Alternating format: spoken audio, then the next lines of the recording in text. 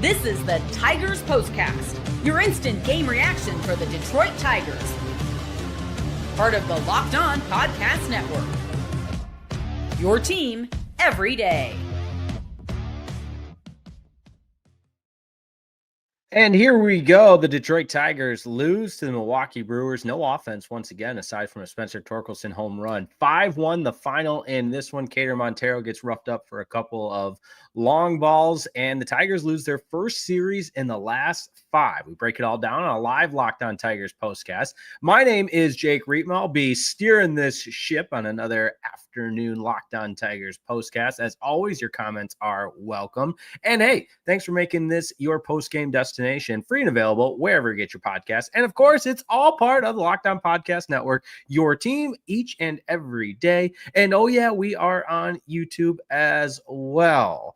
Thanks as always for tuning in to Locked On Tigers. Don't forget to continue to do that. Which, by the way, how about a happy birthday shout out to the Tiger King himself, the king of Locked On Tigers, Scott Bentley. Happy birthday to him. I wish the Tigers could have delivered a little bit more on the kid's birthday. That being said, here we go.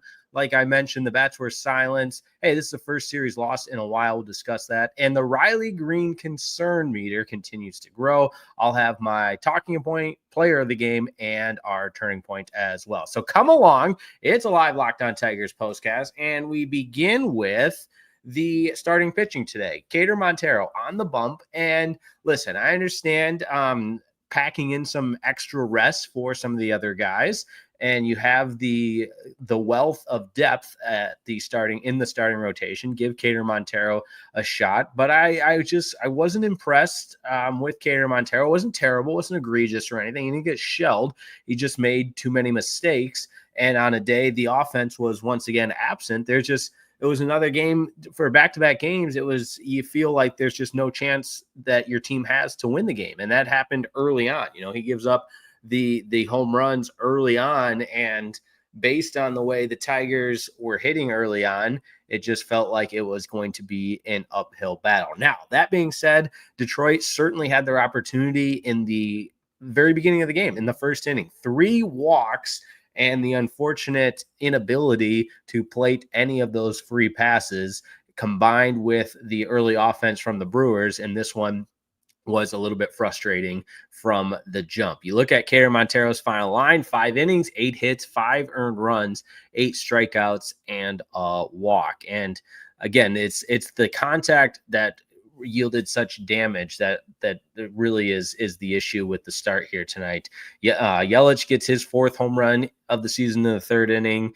It was just a solo shot, so you're not out of it yet. But then Hoskins, his 2nd home run in as many nights, his 3rd inning off of Montero with 2 outs in the inning as well, and that was a 2-run shot. And then again in the 6th inning, bomb after bomb after bomb makes it tough to find a way to get a victory, which again, the 10-8 record after 18 games, sure, larger sample size, you're not going to, break any tables and beat everything down and feel like the season is over.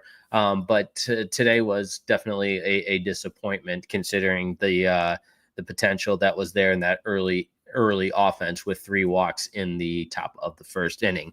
As I mentioned, though, we will take your comments, and we begin with Demetrius McNeil, who's always quick on the comments. We love that. That's 2 days in a row, says Demetrius McNeil. The Tigers offense has been shut down. Might as well look forward to the Royals for 4 massive games starting tomorrow. Yeah, a little division action is always fun. Back at Comerica Park, what the doctor ordered, where the Tigers have just the 1 loss this season. What did that make them? 5-1 at Comerica Park this season. B Retro Gamer says, send Greene down. Yeah, we're going to probably devote the entire second segment to Riley Greene and his struggles, because it's gone from bad to worse. That's the only way I can adequately describe what Riley Greene is going through. And AJ, I watched some of the post game before jumping on, just wanted to have an idea of what AJ Hinch said after the game. And he said, listen, this happens, when guys are struggling, they get, 4, 5, 10 guys in their ears trying to provide solutions because, you're competitive, you're an athlete, you want to be solution oriented. And it just, he said he's a game away from just getting back into what we know he can do. All right. R1 VJ4 says 5 runs, says Montero wasn't ready. Yeah.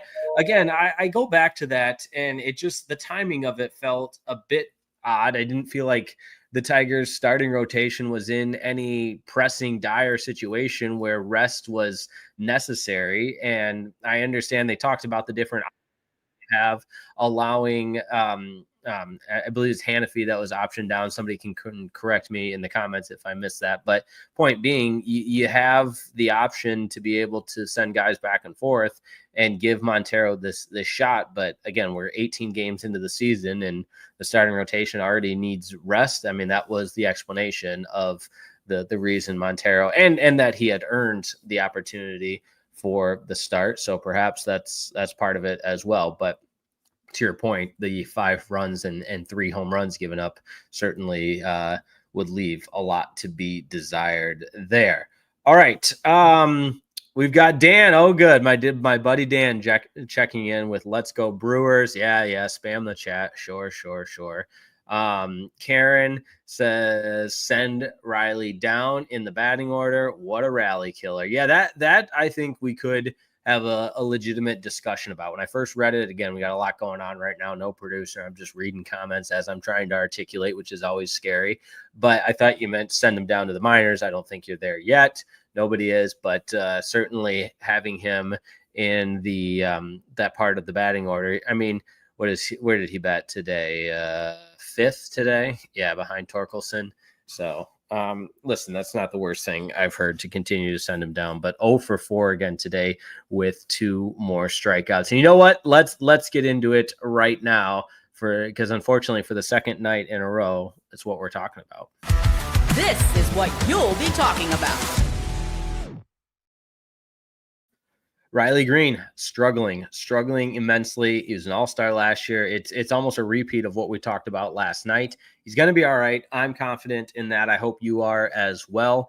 A lot of players go through this, and we just hope that it ends sooner rather than later. So that being said, Tigers, I think getting back home to Comerica Park is what the doctor ordered, and a nice 4-game series against a divisional opponent in the Kansas City Royals. We'll look forward to that.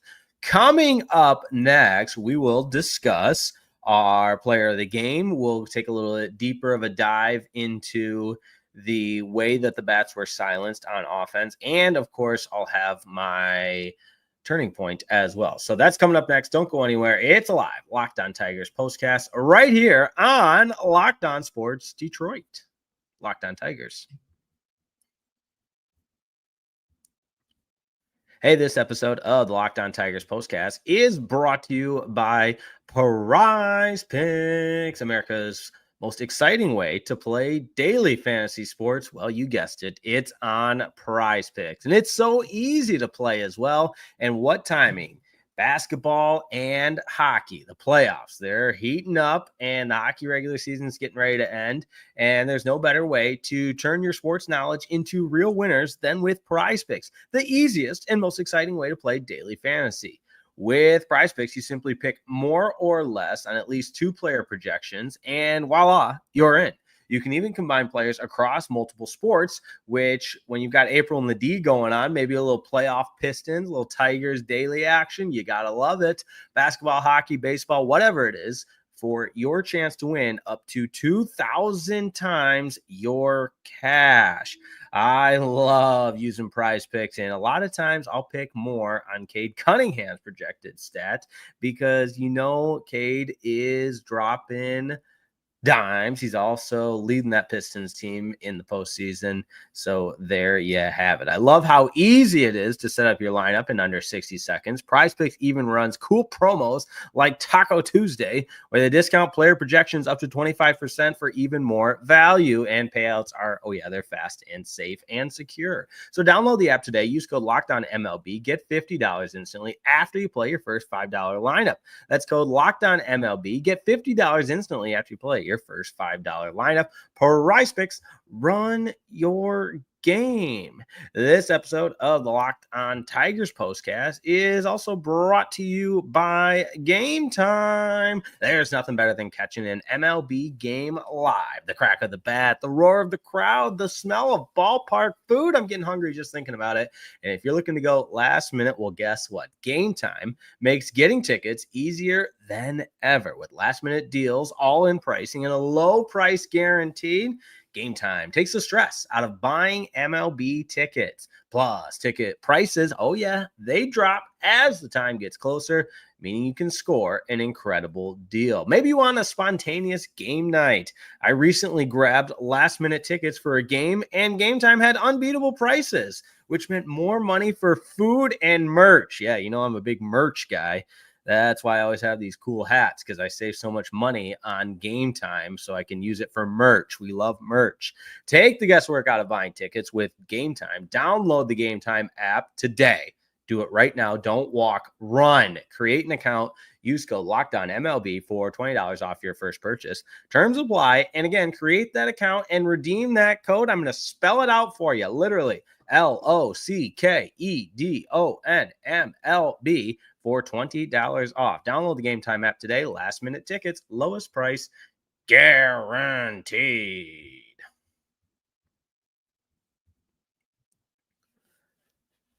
All right, Tigers lose the series. We haven't said that since the opening series when they were swept by the Dodgers. So unfortunate, and hopefully this team will find a way to bounce back. Spencer Torkelson, though, continues to rake, continues to be, if you were to tell someone about the Tigers in a little elevator pitch, if you will, 20 seconds or less, you would say the team's off to a great start. And probably the most promising part has been Spencer Torkelson, a guy that had a really good season 2 years ago, struggled immensely, former number 1 overall pick out of Arizona State, and he has turned it around, and nobody you feel better for than Spencer Torkelson. Another home run today, albeit the solo variety, but for Torkelson, that's his 6th home run of the season, and it was the first home run Quintana had given up all year. So there you have it. All right.